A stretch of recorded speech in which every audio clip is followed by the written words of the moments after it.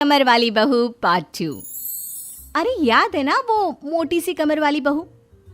उनके दिन अभी भी नहीं फिरे। वो फिर एक बार अपनी कमर को लेकर चर्चा में है। कैसे? देखिए। क्या करूं, मेरी मोटी कमर का सब मजाक उड़ाते हैं। माँ जी तो ऐसे करती है जैसे मैं कोई डायन हूँ। ना कहीं साथ ले जाती है, ना ही किसी से मुझे मिलवाती है। अरे मीना, तो कोशिश क्यों नहीं करती कि तेरी कमर थोड़ी पतली हो जाए? अब देख ना, मेरे ऑफिस में भी उस दिन तेरा कितना मजाक बना था, याद है ना? मीना को पति से ये उम्मीद तो बिल्कुल नहीं थी। वो सोच में पड़ जाती है कि आखिर क्या लुक्स ही मायने रखते हैं? रिश्ते नाम की कोई चीज होती है क्या? पापा पापा, मेरे स्कूल में फंक्शन है, सबके मम्मी पापा आएंगे, आप भी आना कल। अरे नहीं बेटा, कल तो मेरी ज़रूरी मीटिंग है, कल नहीं हो पाएगा बेटा। अरे मैं हूं ना, मैं आ जाऊंगी। क्यों? नहीं नहीं माँ, तुम रहने दो। तुम्हारे लिए तो दो दो चेयर लगाने पड़ जाते हैं और ऊपर से सब तुम्हारा मजाक बनाते हैं। ना बाबा ना, मेरे स्कूल में तो आना ही मत। मीना का दिल तो ये सोचकर और छोटा हो जाता है। वो किचन में जाती है और खाना बनाने लग जाती है। खाना बनाते बनाते उसे मुन्ने के जोर से रोने की आवाज आती है। अरे क्या हो गया मेरे बेटे को? मेरा बच्चा गिर गया है।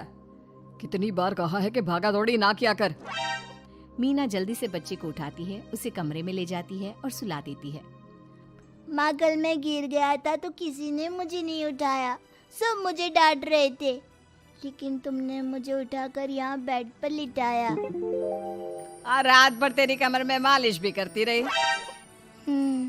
तभी तो मैं आज स्कूल के फंक्शन में जा रहा हूँ, नहीं तो कैसे जाता।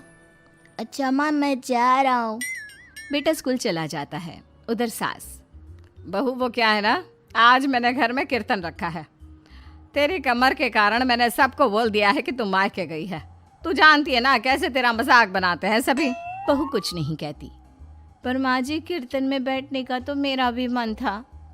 हाँ तो किसी और शहर चली जाना जहाँ तुझे कोई जानता ना हो। वहीं किसी मंदिर में बैठ कर ले लेना हरि का नाम अच्छा जा, जल्दी से काम पर लग जा। मीना को सास की बात पर रोना आता है, लेकिन देखिए किया भी क्या जा सकता है। हमारे यहाँ तो ये रिवाज है ना, जिसका चेहरा अच्छा वो राजा, नहीं तो सब रंग। घर में औरतें आने लगती है, सब एक एक कर कीर्तन में बैठ जाती हैं। अरे मुन्ना जा, तो किचन में मैंने प्रसाद बना कर रखा है, ले आ।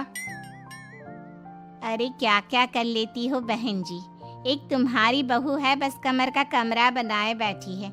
ये नहीं कि ससुराल में रहकर काम काज निपटाए, जब देखो तब मायके की हवा खाने पहुंची रहती है। तभी दूसरी कहती है, मैंने तो घर में मना कर दिया था कि कोई खाना नहीं खाना। बहन जी के घर कीर्तन है, मैं सबका खाना लेकर आऊंगी, लेकिन यहाँ तो लग रहा है कि प्रसाद के भी लाले पड़े हैं।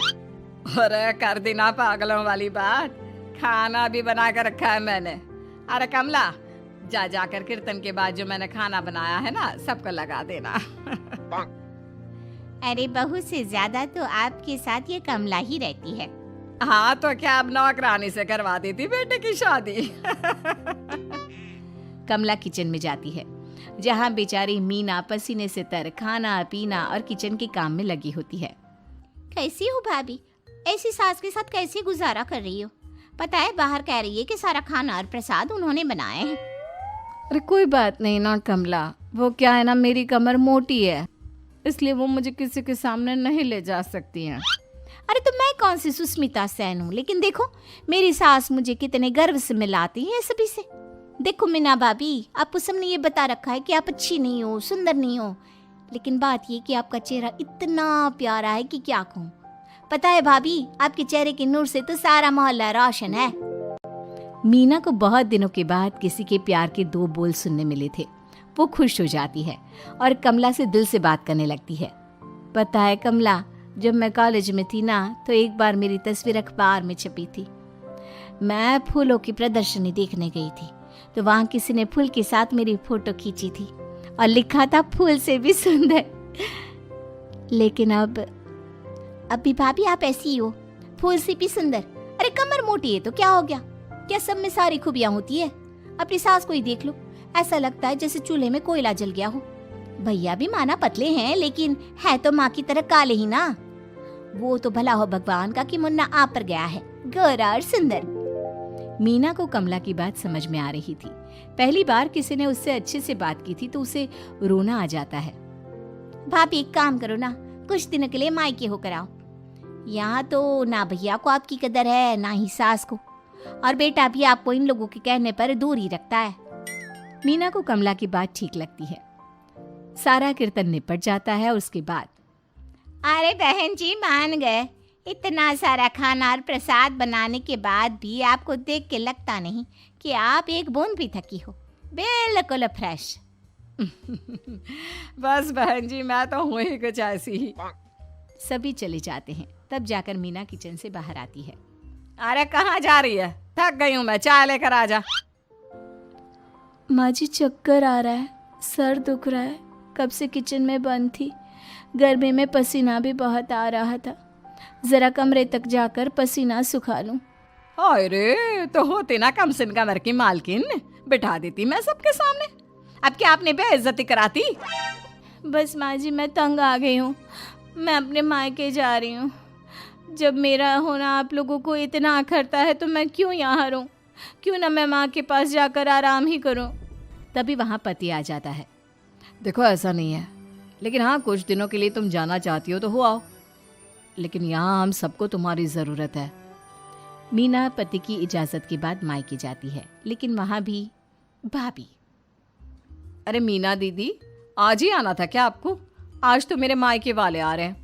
दीदी आपकी कमर का मजाक फिर बनाएंगे वो लोग। अरे मीना एक फोन तो कर देती आने से पहले। अरे मीना क्या हाल बना रखा है शरीर का, कितनी प्यारी बच्ची थी हमारी, क्या हाल कर लिया। मीना को दुख होता है। वो घर के अंदर जाती है जहाँ दीदी आप तो दलिया लेंगी ना? सबके लिए वैसे आलू के पराठे बने हैं, मैं जानती हूँ आपके फेवरेट हैं आलू के पराठे, लेकिन अब आपका शरीर ऐसा है कि आप तो दलिया ही खाओ। मीना को समझ में नहीं आ रहा था कि ये क्या हो रहा है। हर कोई जो अपना है वो क्यों उससे ऐसा व्यवहार कर रहा है। मीना दुखी होकर पास में रहने वाली अपनी सहेली के घर जाती है। सहेली का पति बोल पड़ता है, अरे ये कौन है, कौन है ये? मुझे इसी की तो तलाश थी। मीना उसके पति के इस तरह के रिएक्शन से परेशान होकर वापस जा रही होती है कि अरे मीना बिना मिले ही जा रही हो? ये तुम्हारे पति है ना, ऐसे कैसे चिल्ला रहे हैं मुझे देखकर। पता नहीं क्यों जी, मेरी सहेली को देखकर क्यों चिल्ला रहे हो? अरे रीना मेरी फिल्म की हीरोइन मिल गई, यही तो है वो लड़की, प्यारी सी सुंदर सी मोटी कमर वाली। अरे हाँ, मीना तो बिल्कुल उस लड़की जैसी है जो आपकी फिल्म की कहानी है। ये क्या बोले जा रहे हो तुम लोग? मीना मेरे पति बहुत बड़ी फिल्म की डायरेक्टर है, पता है ना तुम्हें? और मैं एक बहुत बड़ी फिल्म बना रहा हूँ शाहरुख खान के साथ। मैं चाहता हूँ कि तुम उसकी हीरोइन बनो। हाँ मीना हाँ, प्लीज ना मत कहना, और इसके लिए तुम्हें करोड़ों रुपए भी मिलेंगे। मीना मन में सोचती है कि जो दुनिया उसे मोटा और भद्दा कहती थी उसे जवाब देने का यही एक रास्ता है। मीना फिल्म में काम करने के लिए हाँ कर देती है और फिर सारे शहर में मीना की फोटो शाहरुख खान के साथ लग जाती है।